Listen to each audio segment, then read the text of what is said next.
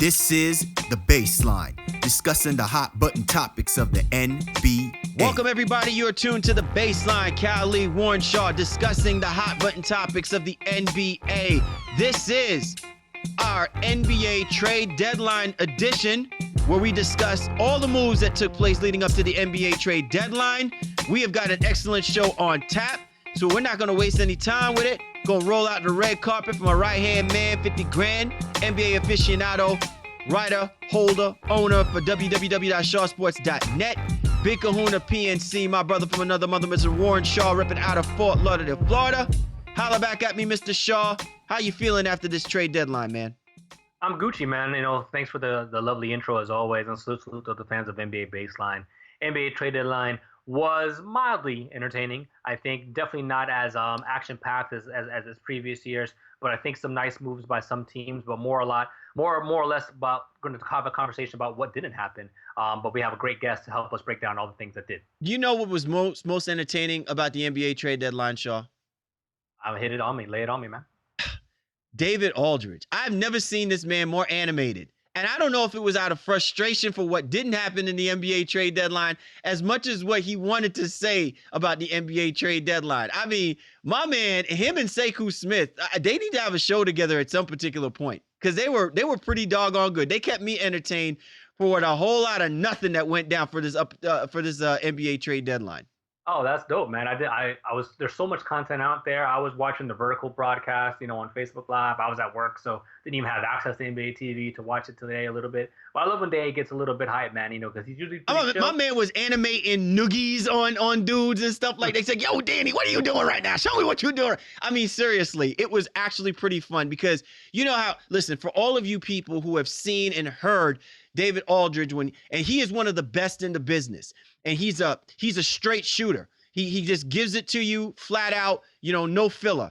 And to see him kind of come out of his shell at times, and it's usually when it comes to these type of telecasts, the NBA trade deadline or maybe the draft or whatever the case may be, we get these rare instances of him showing you his self. Like he's like, yeah, he's been doing this thing for some 30, 40 something odd years, but it's like you can never tell if he's ever loved it, if he's ever enjoyed it. I think he always enjoyed it, and it showed when I was watching it today, man. And again, it's exciting. It's an exciting time. There's no two ways about it. And, it definitely gets the blood pumping. And, there's some frustration, I think, when you cover the league at a certain level. You see what teams have the potential to do.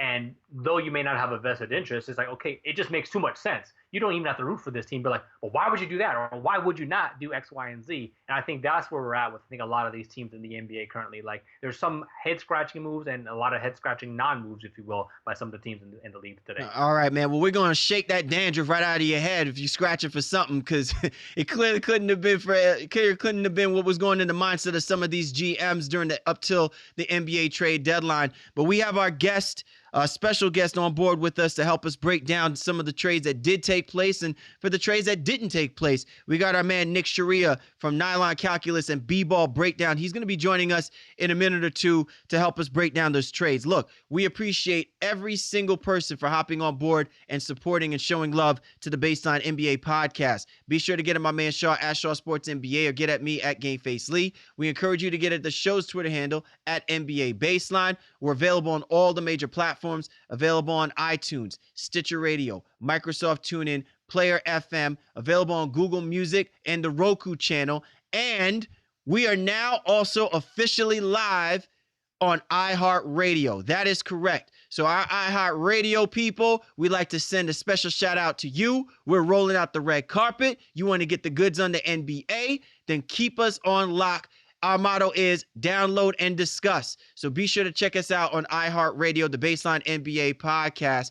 So, hey, man, this is how we do. This is how we roll. Shout out to our people, 16 Wins a Ring, one of the best NBA sites that covers the NBA. Get your content from 16 Wins a Ring. And also check out our people, Feeman and Fox, the Sports Brothers, Monday through Friday, covering South Florida sports. But they also check us out here. We simulcast with them with the Baseline NBA podcast. So without further ado, you know how we roll. It's time to break down this NBA trade deadline. It's time for the breakdown, people. Let's roll. Time to break it I down. put you down to the bone gristle. Time now for the breakdown. Cal Lee, Warren Shaw of the Baseline NBA podcast. And I mean, what more can be said in a frenetic, wild, and crazy week of hype talk, possible trade transactions, and actual trade transactions? We have to kind of muddle through it and figure out our way and make sense of all of this. And probably the best way to do it is to bring someone who definitely has his eyes on everything that has transpired by the NBA trade deadline. It's our man, Nick Sciria. You can catch him. He puts together great work for Nylon Calculus and BBall Breakdown. Nick, thanks for helping us break down this NBA trade deadline. Yeah, no problem. Thanks for having me on. All right, Nick, before we get everything started, as we look intricately at all of the trades that have taken place, or at least the more significant trades that have taken place, I want to kind of get your feel for how you think this whole NBA trade deadline kind of went. Like, what was somewhat the mindset, the feel? What is the afterthought from your perspective about how this whole NBA trade deadline went to you? So I think the biggest thing for me was throughout the day, I was thinking about whether or not we were going to see either Paul George or Jimmy Butler be traded. That was definitely something that was on my mind. And obviously at the end of the day, both players are staying with their respective team. So with that being said, was there a move in essence, and again, we're obviously going to get to everything that did happen, but was there a move that you wish would have been made? I watch a lot of the Utah Jazz, and I was kind of hoping that they would make maybe a deal for a power forward. In particular, I was looking at someone like Wilson Chandler who could play the small ball four and add some depth to the Jazz, but obviously that didn't happen. But there are some buyout targets that could possibly help teams still looking to take on some more depth. Nick, one of the things that I found interesting about this trade deadline was we were expecting more movement from the playoff-oriented basketball teams. So when you look at it now, as everything has transpired, which team that is in a playoff position has made the most waves, like really gained the most from taking advantage of being within or doing something during the NBA trade deadline? Yeah, so I like what the Toronto Raptors did. I think they added two pieces in PJ Tucker and Serge Ibaka that could really help their defense. Their defense has been pretty much average throughout the season in terms of defensive efficiency. And I think having Serge and PJ Tucker not only can help out their defense a little, but it also adds some versatility for end-of-game lineups in situations where they might need to do some switching and take out their traditional center in Jonas Valanciunas. So I kind of like what the Raptors did, and I think, obviously they've struggled in the past few weeks, but I think this could get them back on track. Right, and I think that's an excellent point. We're looking at some of their lineups, before we went on air here, and thinking about exactly what you said, late game situations. They can take Jonas out, can put a lineup out there with Damari Carroll, Ibaka, and PJ Tucker, and be very switchy in today's game, and do the whole timeout offense for defensive thing if need be. But is this a move that you think propels them to be? Obviously, I think you're probably saying it's probably brings them back as a number 2 team in the Eastern Conference, but is it enough for them to challenge the Cleveland Cavaliers?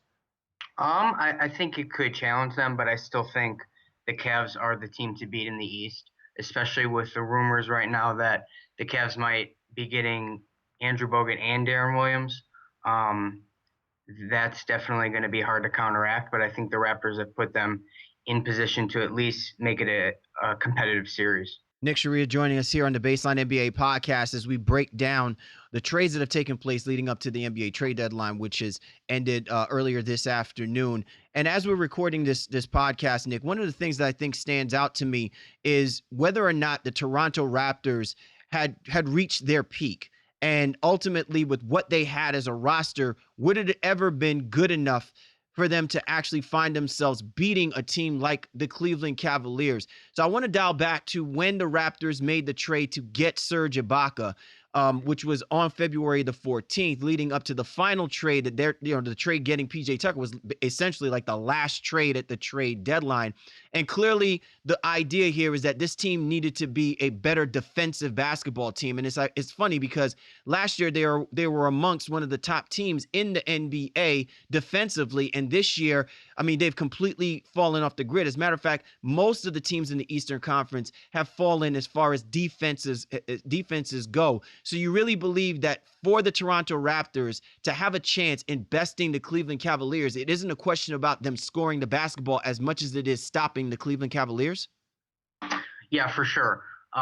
So I think the Raptors are about 15th or 16th right now in defensive efficiency. Their offense is 4th right now. So they've come down a little. I think they were 1 or 2 a few weeks ago. But I think defensively is where the concerns lie, especially for Dwayne Casey, who's a defensive-minded head coach.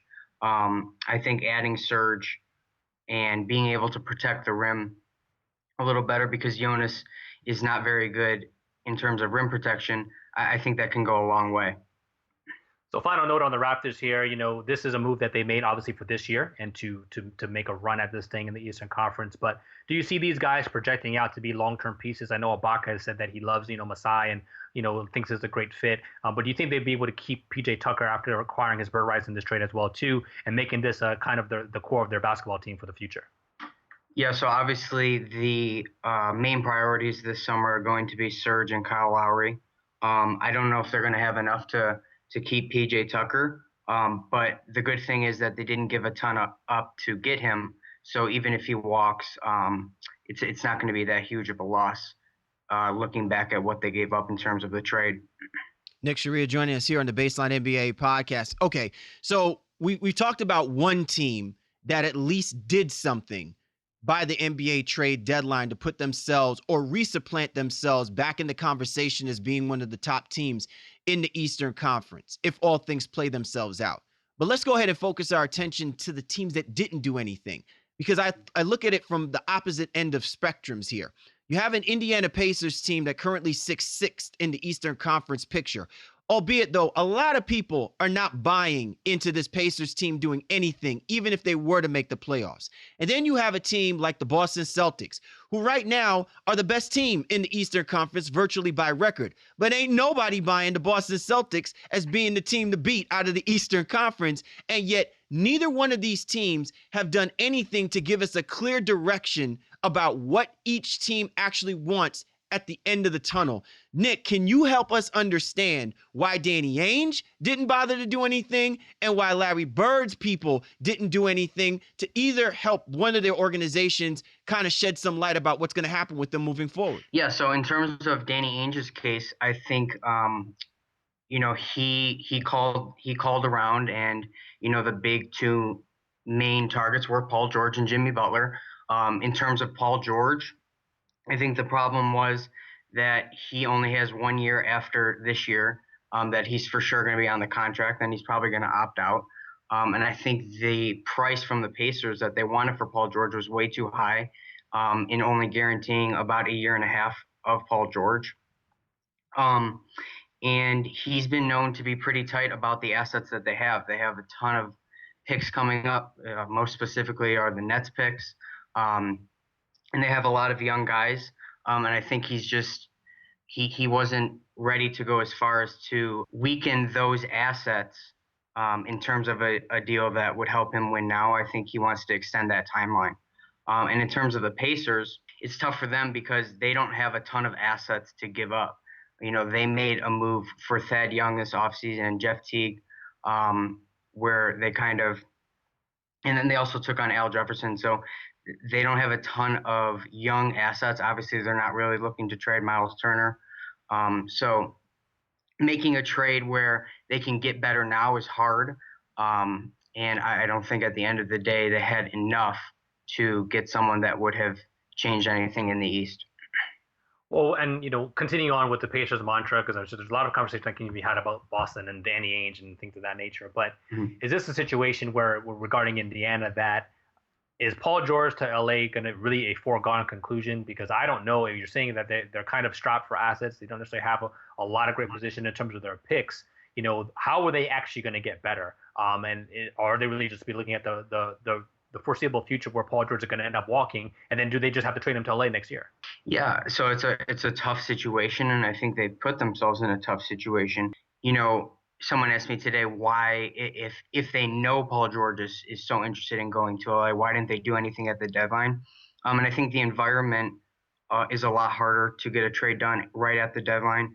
I think they will look at all their options again in the summer regarding a Paul George trade, and it might very well happen that we see a Paul George trade in the summer that could get them some assets and they could start rebuilding. Nick, when I think about this, I'm saying to myself, I can hear Danny Ainge right now trying to tell Boston Celtics fans, trust the process.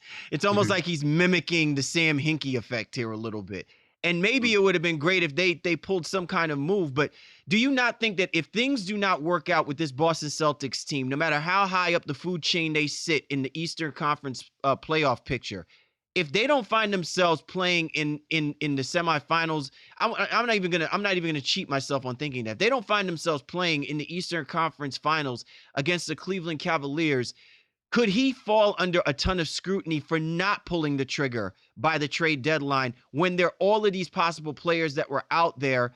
And even if you're dangling out that first round draft pick for 2017, that the idea of a formidable player, someone that could certainly instantly help this basketball team, or even lessen it down to someone, say, like a Tyson Chandler, who I'm sure the Suns will be more than happy to relinquish for some cheapened picks or whatever the case may be, to not do anything for this basketball team. Will they hold him to the fire on this?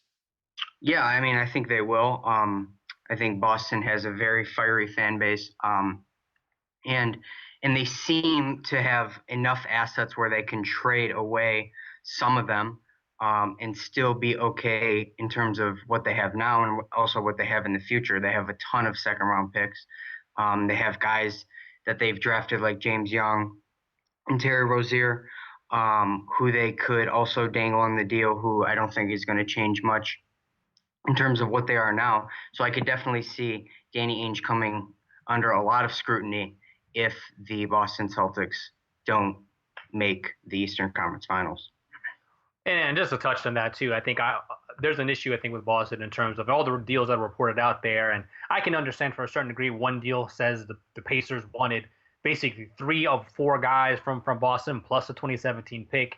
And, Ainge is more or less saying, listen, if I'm giving you a chance at a franchise player, when Fultz or guy from UCLA, whatever, I'm like, if you're doing that, why would you need 3 or 4 of our rotation guys who we actually play on top of everything else? And that to me seems like a very steep asking price. But to CL's point, I think if you're looking at a market where like Andrew Bogut was available after he was acquired from Dallas from Philadelphia, you could have maybe traded a second round pick and something, to get Bogut, as opposed to having to bid against him now in the buyout market, where a team that you're directly going against, like the Cleveland Cavaliers, are probably going to have Trump priority when it comes to getting some of these players. But want to move on here a little bit in terms of the team that I think probably the second best in this offseason or in this trade season outside of the Toronto Raptors. And I think OKC got a nice haul. I'm still trying to figure out how they got a second round pick in addition to getting Taj Gibson and Doug McDermott in this deal. Explain to me a little bit about that deal and what you think about it. Yeah, so I'm totally with you. I think the Thunder did well. They get Doug McDermott, who can add some scoring off the bench. And I really like the addition of Taj Gibson. The Thunder having to start Sabonis at the 4. I think they can immediately put in Taj. He can stretch the floor a little with his mid-range jumper. And I think the combination of Taj and Steven Adams is a pretty mean combo down low. And they didn't have to give up much. So they're giving up Joffrey Laverne and Anthony Morrow. Anthony Morrow, a sharpshooter, and Joffrey wasn't playing a ton. And they're also giving up Cam Payne, who hasn't been very good in his first 2 seasons at all in terms of efficiency in scoring the basketball. He's really struggled. So I think this is a good move that could make their first round matchup in the Western Conference a little closer than what it would have been. Nick Sciria joining us here on the Baseline NBA podcast. Can catch his pieces on Nylon Calculus and also at BBall Breakdown, one of the premier sites that covers the NBA.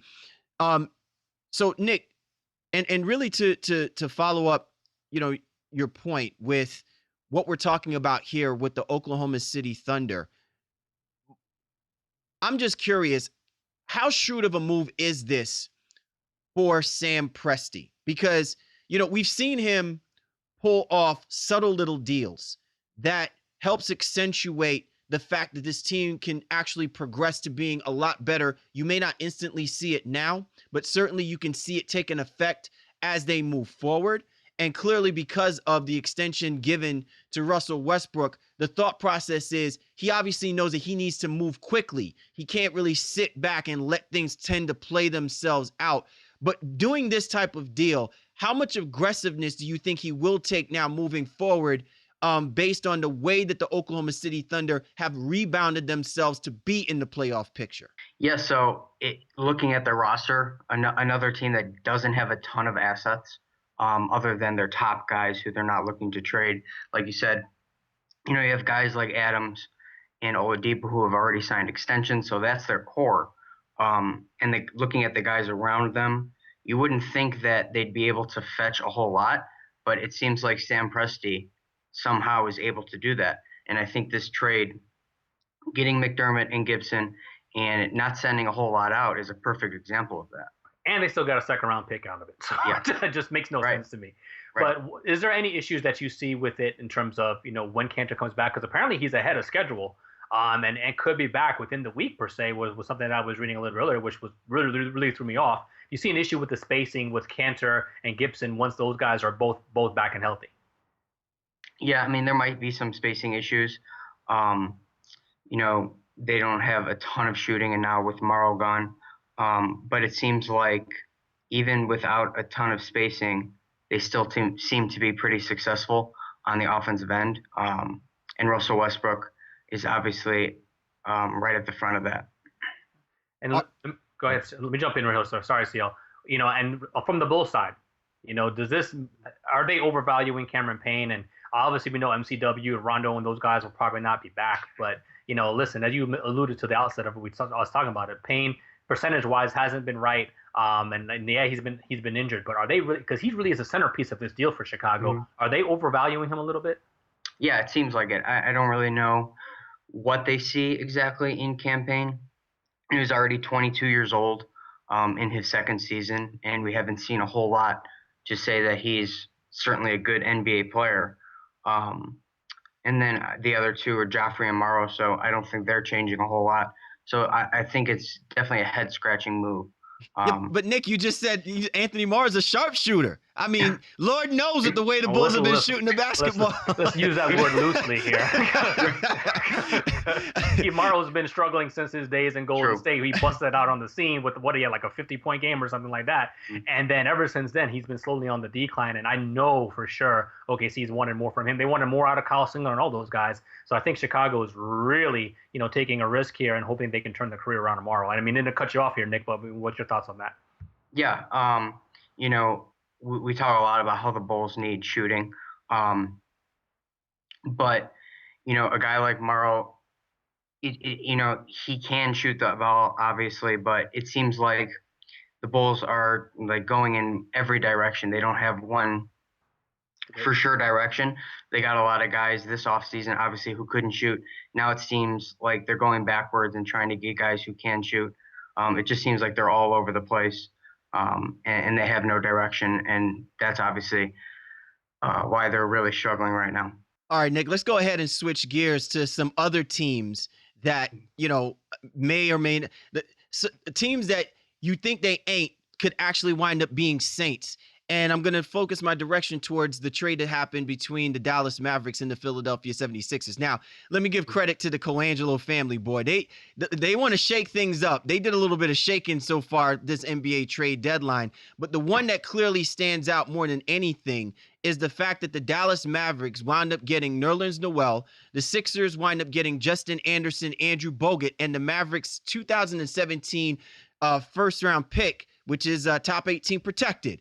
But when you look at this at this trade holistically, who really wins out on this? And does it surprise you amidst everything that has transpired with dangling Jahlil Okafor out there that it was Nerlens Noel as the one that got moved to Dallas? Yeah, I was really surprised that the Sixers chose to trade Nerlens and keep Jahlil. Jahlil seems like a guy who isn't really made for this type of NBA modern basketball. And Nerlens seems much more ready to protect the rim and switch on the perimeter and roll to the basket. He just seems like much more like a modern big. So I was really surprised, one, that they chose to trade Nerlens. And then beyond that, the fact that the haul back wasn't as much as I would have suspected. Getting Justin Anderson, who I'm not really high on, and then it looks like that first round pick is actually going to turn into 2 second-round picks. And then we talked about how it looks like they're going to buy out Bogut. So I really thought they would have been able to get a little more for Noel, but then his impending restricted free agency obviously plays into this as well. On the flip side, I mean, continuing on the side of this conversation, for Dallas, they get the center that they've been coveting for years now. They've had a lot of failed attempts at certain guys, and they definitely wanted a guy who can play in today's NBA and a rebounder and rim protector. Kind of seems what Carlisle likes. He doesn't necessarily want scoring centers. He wants guys who can do some of those things specifically. Do you feel, and again, I'm sure they feel like they're going to be able to keep him in as a restricted free agent this summer. But is that something that you really see as a fit for Dallas in their long-term first-year Nerlens Noel kind of being paired with Harrison Barnes as the two? I don't have another word to use, but centerpieces of their franchise when Dirk eventually retires. Yeah, I love Nerlens' fit in Rick Carlisle's system. Like you talked about, he's all about guys who defend the rim and you don't need a whole lot from the offensive standpoint. I think he'll be really good setting screens, rolling to the basket. So I really, really like his fit. And then you have a guy like Harrison Barnes who can play next to him, and I think they can do a pretty cool small ball 4-5 lineup with those two as well. Nick Sciria joining us here on the Baseline NBA podcast. A few more other trades for us to kind of get into, and I'm really curious about your perspective on this one, Nick. The Wizards wind up getting Bojan Bogdanovic and Chris McCullough from the Brooklyn Nets. The Nets wind up getting Andrew Nicholson and his contract, Marcus Thornton, and the Wizards' 2017 first-round pick, lottery protected. And look, I said that, the Wizards clearly need some depth in their lineup when it comes to shooting the basketball off their bench. Their bench has not really given them anything, and clearly they're on this impressive run and would like to keep it going. So I see that as being a really great trade, but I am kind of scratching my head, though, that for what Sean Marks and company got back from Brooklyn, was it really worth the effort on their end? Because I guess the way that I'm thinking about this is, the Wizards are going to definitely be a playoff basketball team. How much Bojan and McCullough will play a factor in this team moving them ahead to really make a run for this year? I mean, who knows? Maybe because nothing was actually done by the other bigger teams like the Celtics, the Pacers, and everything like that, it really makes the Wizards look good because it was a safe move. But I am still kind of wondering about the purpose of what the Brooklyn Nets did with this particular trade. Kind of break this down and kind of help us get insight from both sides. Yeah, so from the Nets perspective, I think getting the first round pick was huge for them. Trying to accumulate the long-term assets that they don't really have at this point because of previous management's decision to try to win now. So I like them trying to get the first round pick. And the good thing about that is that they're able to take on Andrew Nicholson's contract, because of the limited amount of veterans and high-priced guys that they have on the team. In terms of the Wizards' perspective, I think it definitely adds some juice to their bench where they needed it in terms of scoring. And they were able to free themselves of the Nicholson contract. And I think that'll help them come this summer when they're probably going to have to negotiate with Otto Porter Jr., who will be looking at upwards of a max contract. So Nick, I'm going to move away from that conversation real quick and pivot to another trade that happened the day before the deadline in terms of the Houston Rockets acquiring Lou Williams. To me, it just seems like they're trying to kill it with fire and just throwing more wood on, adding more offense with the addition of Lou Williams. Is this a move that you like for them, or do you feel like they maybe should have did a little bit something different to help their roster? Yeah, I like this move. So it might seem like overkill if you just look at it on paper, but I think the big thing is that it's also insurance for Eric Gordon in case he gets injured. He's a guy who's known to have injury problems in the past, and he's been healthy this year. But I think that if he does go down now with Lou Williams, they don't lose a ton of scoring off the bench, and they can replace him pretty easily. And that seems to make a lot of sense too. I mean, Williams, again, he's not a great point guard in terms of getting the ball to the others, but he can handle in certain situations, especially in pick and roll, and he can maybe help James Harden out a little bit as well too. And then for the Lakers, you just see it as, hey, they needed their first round pick, they got that done. I don't think they're going to do much with Corey Brewer. What do you think about that? Yeah, so I think it was a pretty good haul, the first round pick that they got. It seemed like every time I went on Twitter and I was looking at the Lou Williams rumors, that 5, 6, 7 teams were involved in trades. So you might look at that and say that maybe they could have gotten a little more if so many teams were bidding. But it looks like that was not the case, or at least the teams that were bidding weren't bidding a whole lot. Final one before I let you get out of here, man, is, the Atlanta Hawks. They seemed like they were going to be sellers, and then they decided, what, we'll sell one piece, and now we're going to not do anything. Were you surprised to see them make an addition in acquiring Ersan Ilyasova? Because that really signifies that they're, quote unquote, I guess, going for it this year? Yeah, so it is kind of interesting. So they gave up Korver, and it kind of looked, and then there was Paul Millsap rumors, so it kind of looked like they were going to maybe go into a rebuilding mode. And then they pick up Ersan, but, Ersan, I think, yeah, he's a free agent come this summer, so they're not bound to him for much longer. So I think it's just kind of a deal to maybe stay above water and then rethink things when the offseason comes. Listen, every blockbuster deal that I've come across so far in covering the NBA has led me to believe that they're going for it is always ending with an Ersan Ilyasova move. That's how I constitute the Atlanta Hawks' true determination in going for it to try and make a play for the Eastern Conference Championship is by getting Ersan Ilyasova. Bravo to Wes Wilcox. He is the man. You can catch him on Nylon Calculus and also with BBall Breakdown. Our man, Nick Sciria. Nick, we appreciate you so much for helping us break down these wild trades that took place up to the NBA trade deadline, brother. Yeah, I had a lot of fun. Thanks for having me. Indeed, Shaw. Indeed, man. Look, great insight from our man, Nick Sciria.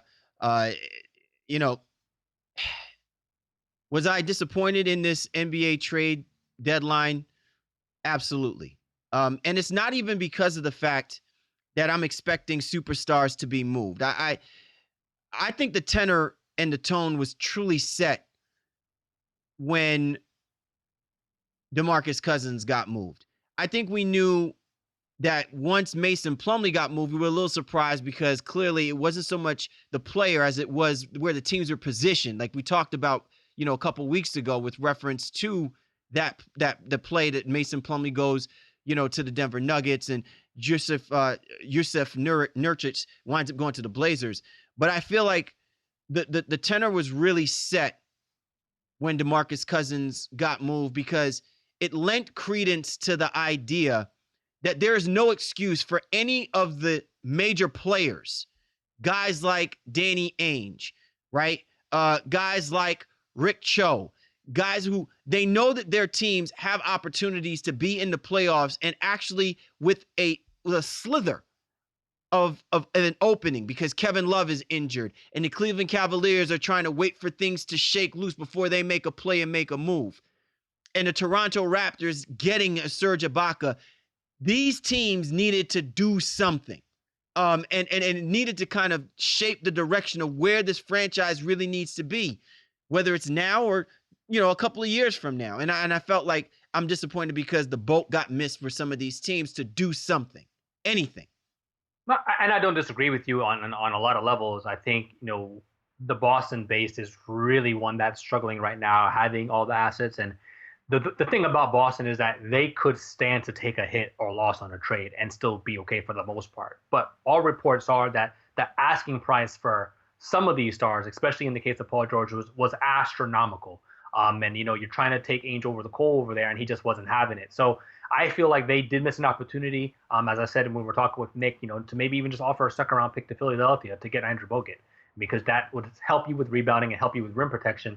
And that's not something that you could have very easily done instead of having to compete now in the buyout market, and your team isn't the best team in the Eastern Conference. So that to me is a missed opportunity for them. And you look at all kinds of other teams within the division. I mean, within the NBA, you're looking at LA Clippers. Should they have made a move somehow, some way to try to get and finally fill that small forward position that's been, just an abyss for them over the many years. You mentioned the Charlotte Hornets, not going out there and making moves to improve their roster. Detroit Pistons were kind of stagnant as well too. I know they were talking about shopping Reggie Jackson and potentially Andre Drummond or whatever. But especially if you're trying to move away from Jackson, you feel like something just had to get done.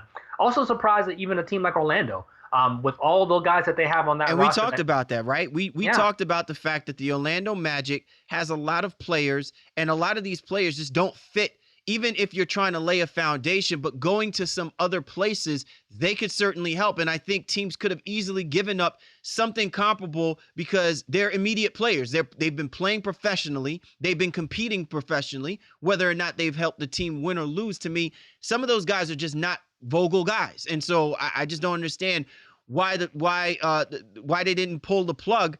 Rob Hennigan did not pull the plug on making a move and moving some of these players. Yeah, you're right. And another team that for the life of me, I have no idea exactly what they're doing. And obviously we've talked about that ad nauseam regarding them moving DeMarcus Cousins earlier, is the Sacramento Kings. What are you doing now with Darren Collison and Aflalo and McLemore? Why are those guys still on your roster? Ben McLemore. Seriously. I'm not saying that you're going to get anything significant, but don't tell me that keeping these guys there, given what the fans have already seen, if your intent is that you're trying to rebuild or you're taking a new direction, you just got a new arena built, and still you don't have a sound product. You don't have a firm product to put out there. How much longer do you think that you can pull the wool over people's eyes before they begin to realize that this is a sham, that clearly you don't have a grasp on how to build a successful NBA basketball, a successful NBA team? And there's a lot of frustration, I think, from those camps as well. As obviously, you talk about the Knicks. There was a big rumor about Derrick Rose potentially going for Ricky Rubio to Minnesota, and making that happen out there, and that ended up falling on its face too. So, go ahead. Scott Layden. I got to call him out. What were you thinking? Like, we've been talking about how you're going to need to move Ricky Rubio at some point. He cannot continue to be the starting point guard for the Minnesota Timberwolves under Tom Thibodeau. All right. If you went ahead and you got Chris Dunn, that means you should have been already on the phones looking to move Ricky Rubio. Now, I understand that you feel enamored with the whole, Derrick Rose, Tom Thibodeau, reunion and kumbaya gathering. But even that particular play does nothing for the future of your basketball team, which has a lot of athletically talented, gifted guys that just needs one solid ear and one solid person to guide them. If you've got a young enough team and you've got quality players, you just need to buy into the fact that Tom Thibodeau wants this type of team and he wants to move them forward. Now, if you're telling me that you're getting Derrick Rose because you want a veteran presence and you want to help these guys win, yeah, I understand that. But don't give me that, because you already understand Derrick Rose's circumstance and situation. He even alluded to it that much when they interviewed him earlier today, in the sense that he's like, hey, listen, I understand that this is a business. So whatever happens with me, happens with me. He's like, I've been studying the business for the last few years. So clearly his mindset is not about whether or not he's going to help these young guys become better basketball players. He's about winning and getting paid. And clearly that was not going to happen for Minnesota. So the simple fact is that Scott Layden knows he needs to move that team forward. He needed to move Ricky Rubio, and he didn't do it. Yeah. And that's unfortunate. And these are all names that we're going to continue to come up again once the draft hits, and once the lottery is kind of shaking itself out, and you know exactly where picks are going to be. Teams start working other guys out from this rookie crop. coming in. And then you'll see some of these moves, potentially get done. As Nick alluded to, Paul George probably gets moved this summer. Jimmy Butler probably gets moved this summer as well, too, as Wade is more than likely going to opt out of his contract. And that Chicago Bulls franchise may be forced into a direction, since they don't really seem to know where they're going anyway. They just may be forced into one way or the other. But before we move on, and I definitely want to get into some of these buyout candidates and some good opportunities for them potentially.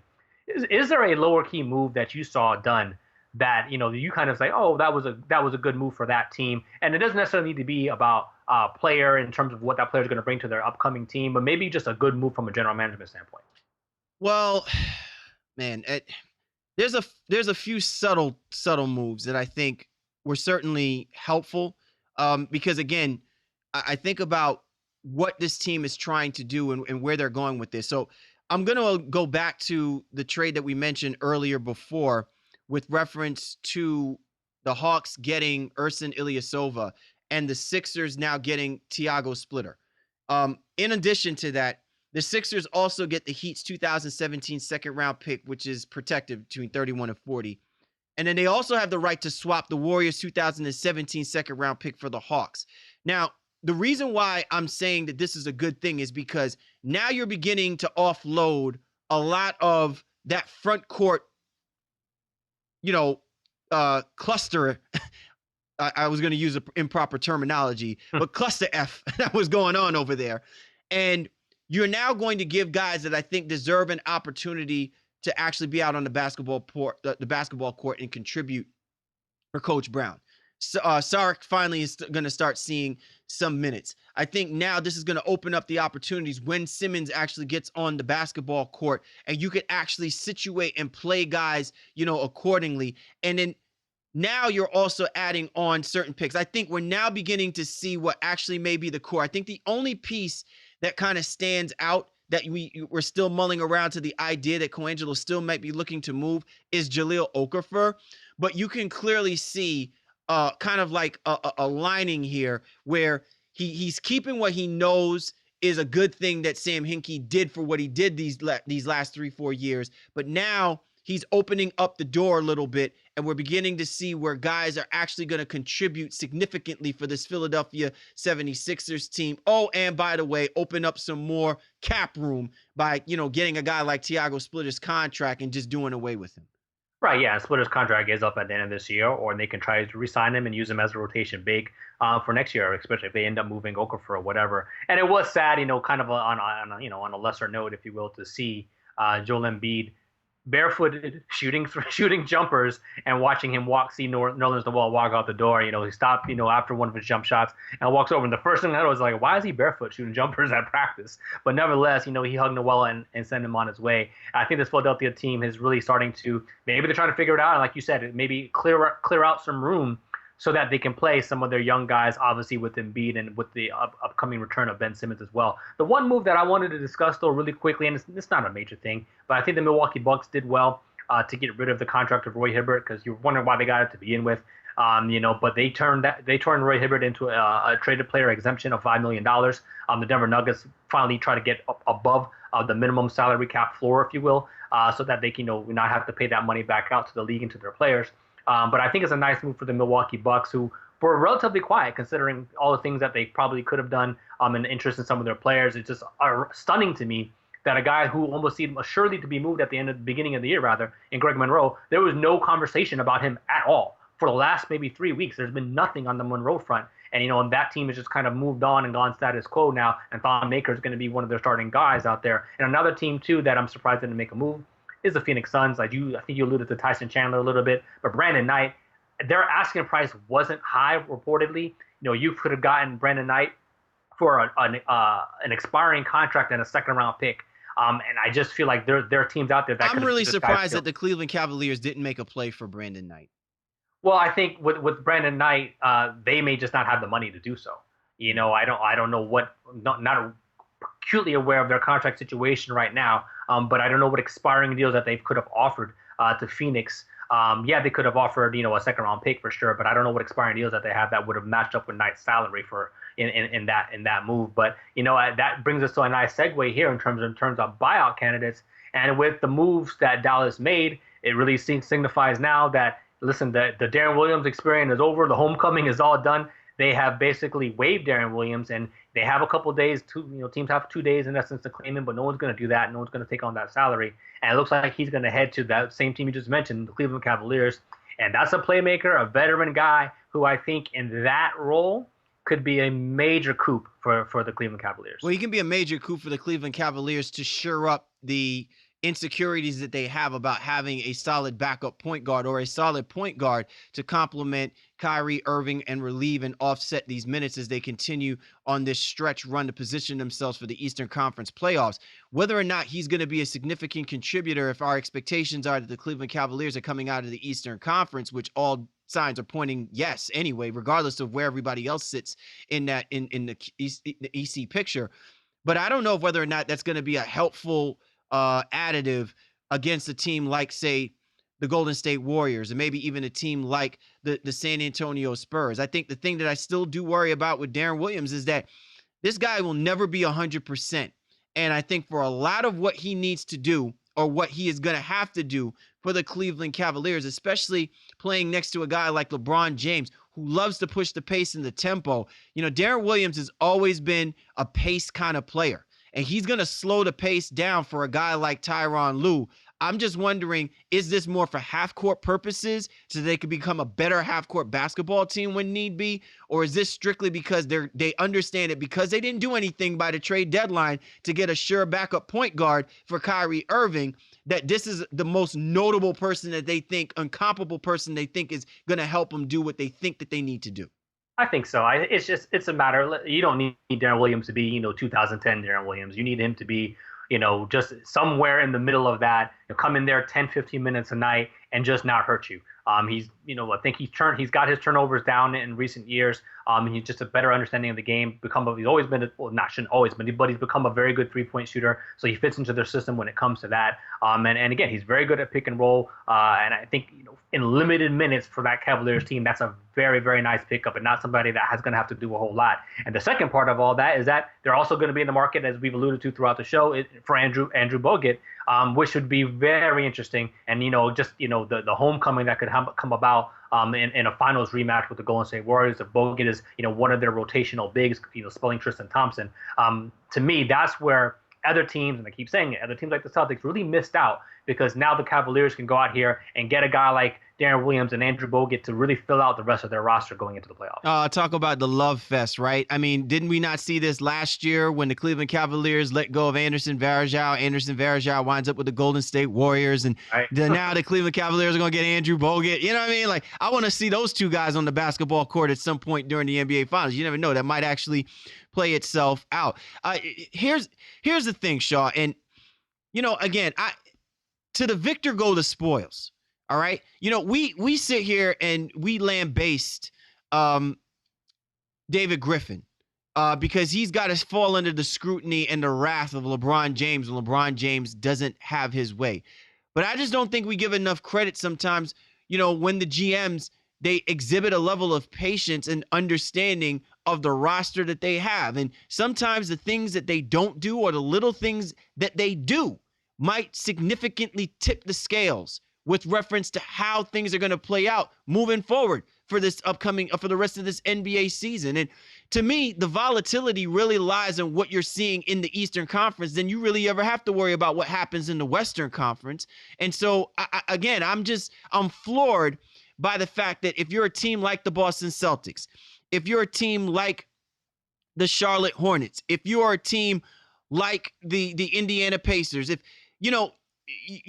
you got to do something. You cannot just not do anything. And it's not even so much the name as much as it is addressing clearly the things that are not making you the outright favorite, that's putting the fear in the other teams in the Eastern Conference. And you've got to do something. You've got to set that tone. Like right now, what the Toronto Raptors did over the last 2 weeks has pretty much reestablished themselves to be the second best team to the Cleveland Cavaliers. And if you're the Boston Celtics, no matter how many years you can go through this and think that your trade and your moves in the offseason might underspell this or whatever the case may be, we're always going to keep looking back at some of these opportunities where Danny Ainge should have done something to help tip the scales, if not for themselves, but for everyone else in the Eastern Conference. Yeah, I mean, there's no doubt that they missed an opportunity, but as we alluded to, there's a couple teams out there that did that as well, and there's still some guys outside of Williams and Bogut that will be available. If you need The scoring, Pelicans waiving Terrence Jones. right? Terrence Jones is a again a player that I really like. Maybe overly so. I just feel he's a sneaky rebounder, a sneaky shot blocker as well too. Again, obviously not a spacer on the floor out there in terms of shooting the three and knocking it down, but every now and then he can go out there and hit it. But I think he plays well, and I think he could definitely help a team that's out there. Be interested to see what he wants to do though, in terms of because he's not at that stage of the career where he's trying to I need to go to a contender. I think he's still trying to prove himself and to get a nice contract. So he may go to one of these lesser teams. I don't know if he calls up Michael Jordan and show those in Charlotte and say, hey, you know what, do you have a spot for me? Or a team like Sacramento now, does he try to go over there? It's a shame he's not really mobile enough to play the three, because I think the Clippers would really be able to would love to have him, but he's just not a three guy. He really is a four at this stage of his career right now. But yeah, he's somebody who I think can definitely help. And again, Marcus Thornton, as I alluded to a little bit earlier too, he's somebody who can go out there if you need some shooting. I look at a team like Memphis, saying who forever needs shooting, whoever needs some 3-point help on the wings, maybe he can go out there and help out us too. A couple other guys I want to get your opinion on here, CL, before we sign on off. Jarrett Jack, Mario Chalmers, all those guys are coming back from injury, so they're not buyout candidates. But those are guys who could join teams late in the year here. Do you see a place for any of those two guys going into the playoffs by March 1st? If there was a place that I would love to see Jarrett Jack actually, coming in to help, it seems, this is just me, the Memphis Grizzlies. I really love to see someone back up Conley, and he can play that two guard. He can play that two guard position at times as well too. He's not as solid a defensive player as Tony Allen, but he could certainly help out a team like the Grizzlies, who are very much in the playoff picture in the Western Conference. Yeah, well, what's funny, you mentioned that too, and then the team that you've been harping on in terms of needing help in general is the Wizards too. Jack, Mario Chalmers, all those guys, because they didn't get the backup point guard that they needed. They got a backup wing in Bogdanovich. They still need some true help. And they were trying to shop Trey Burke at the deadline here too. Nothing panned out there. But they need another guy who can play, make, and hopefully defend. I think Jack and Chalmers, even more specifically, if he can get back to full health, both those guys can help out in those areas. Now, to me, I like Mario Chalmers in the Washington with the Washington Wizards, and here's why. The Washington Wizards are really a good basketball team, okay? They're also a great basketball team in transition. You've got one of the fastest guard plays with John Wall and Bradley Beal. One thing I will say, though, that will definitely need to improve for this basketball team to give themselves a chance in this playoff picture is that they have to play better half-court offense, especially in the fourth quarter. And I think having a guy like Mario Chalmers, who's come from that Miami Heat system under Eric Spoelstra, has learned to play the half-court offense really well. He shot the basketball pretty well prior to his injury. He's definitely somebody who can slow the pace down, or when the pace is slowed down, can be someone that can play some pretty good defense. He probably won't be the same defensive player that he was previously before, but he's someone that can help play that defense and certainly set a tempo and get guys in their sets when the game comes down to a half-court game. I like him for the Washington Wizards, which I know a lot of people probably wouldn't agree with me on, but if you look at the kind of player that he is and where the Washington Wizards kind of falter at, he could certainly fill a gap or fill a need for them. Yeah, I mean, again, I think he could help a lot of people with that veteran leadership. And the confidence, of a lion out there. He definitely feels he's that dude. So he's not afraid to take a big shot, shoot the three, defend as well too. You just need to see if he's back and 100% healthy. It's the same thing with Jarrett Jack, man. So I think those are a couple guys you definitely want to look out for. Some other names may pop out, as before we hit the March 1st deadline for teams to get playoff help, if you will. But I think this is a nice crop to start with in terms of the buyout candidates and guys that could just be available coming off an injury. And then pretty soon, hey, we made a little teaser a couple weeks ago. But guys who are playing in China, their seasons are going to be ending pretty quickly as well too. So you may see a guy like Josh Smith, and you alluded to the man Jimmer Fredette. Maybe he comes over and gives somebody some shooting. Yeah, man. Listen, I'm looking forward to it. Coming in, you know what I'm saying? Just lights out. Shoot he might actually wind up back in Chicago. I'm just playing. That'd probably Jimmer will be like, no, I think I'm gonna stay here in China and play. Thank you. I appreciate that. Probably right. Awesome show this week, Shaw, and clearly, our eyes were completely focused on, big names being moved. And, there weren't that many big names that were being moved. But again, we allude to the fact that I think the tenor was set with the trade made by the New Orleans Pelicans and the Sacramento Kings. And I think it set those expectations. It's like, my God, if the New Orleans Pelicans were able to get DeMarcus Cousins for what has everyone been throwing out there? He's been able to get it for a bag of chips and a Subway sub, and probably not even that. Not even a sub. Not the full on, not even a 6-inch, a third of an inch. Yeah, you know what I'm saying? Just the bread, just for the bread from the sub. Basically, they were able to do that. Then there should be no reason why some of these other teams, other GMs, were not able to pull the trigger on getting a key name, especially with the atmosphere being the way that it is and the type of contracts that are now sitting and guys not planning to commit on contract extensions or re-signing and things of that nature. You just felt like it should have played out that way. And unfortunately it didn't. But still, moves were made, and some of the moves are still significant enough for us to actually say we still need to see how this all plays out now as we start nearing toward the latter part of the season.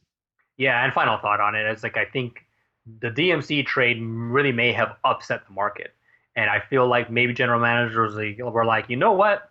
This isn't what I bargained for. I thought I was going to be able to come out here and really rake in, some assets and some picks and players of high quality. Think about, Brook Lopez and what the Nets' original asking price was before DMC got traded. Lopez isn't, no knock on the guy, but he's not half the player that DMC is. So if they were trying to get 2 first-rounders for Brook Lopez and then you see Cousins go for what he went for, that really did kind of reset the market, if you will. So some of those teams that were trying to hold, guys at ransom, well, the quote-unquote acquiring team was like, well, no way. Did you see what DeMarcus Cousins went for? Why would I pay that for this guy who's not as good? So I think you're going to see, again, this market reset by the NBA draft, especially, like I said, after people know where picks are, they can start working out guys, and you'll see a lot more trade chatter.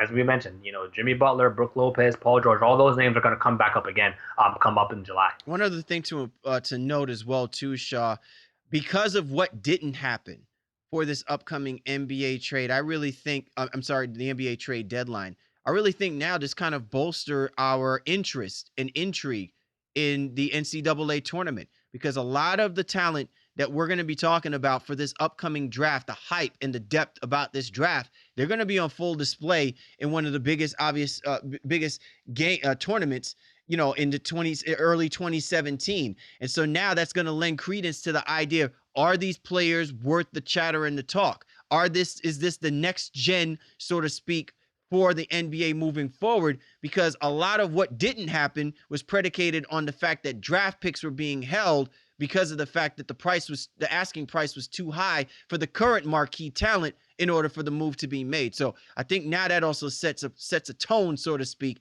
for what we're going to expect to see from some of these collegiate athletes now getting themselves ready for the NBA draft in the summer. Yeah, I think it puts a whole lot of attention on March Madness, and that's great for the NCAA.